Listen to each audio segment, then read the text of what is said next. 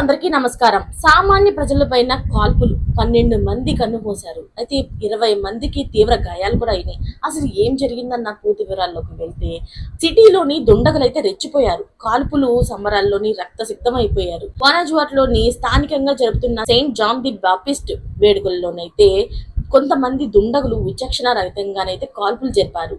Saint John the Baptist అంటే ఇరాపు వాటర్లోని జరుపుకునే ఒక స్ట్రీట్ సెలబ్రేషన్ అన్నమాట.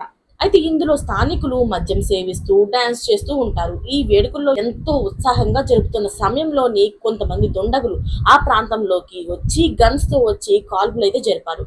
కాల్పుల్లో మొత్తం 12 మంది అక్కడికక్కడే చనిపోయారు.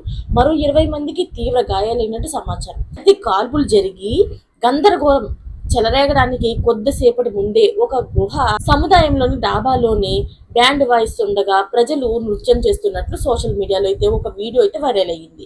ఇరాపు వాటర్లోని మొత్తం 12 మంది మరణించినట్లు కింద తెలుస్తుంది. అయితే దాదాపు 20 మంది వరకు గాయాలయ్యాయి. వాళ్ళకి ఎలా ఉంది ఏంటన్న పూర్తి వివరాలు కూడా ఇంకా తెలియలేదు. వాళ్ళ పరిస్థితి అయితే ఇప్పుడు కొంచెం విషమంగానే ఉన్నట్లు తెలుస్తుంది. అయితే ఇదంతా కూడా మెక్సికోలోని గ్వానాజువాటా అనే సిటీలో అయితే ఇది జరిగింది. అయితే వాళ్ళు త్వరగా కోలుకోవాలని కోరుకుంటూ మరిన్ని లేటెస్ట్ అప్డేట్స్ కోసం అయితే ఛానల్ని సబ్స్క్రైబ్ చేసుకోండి. Thanks for watching friends.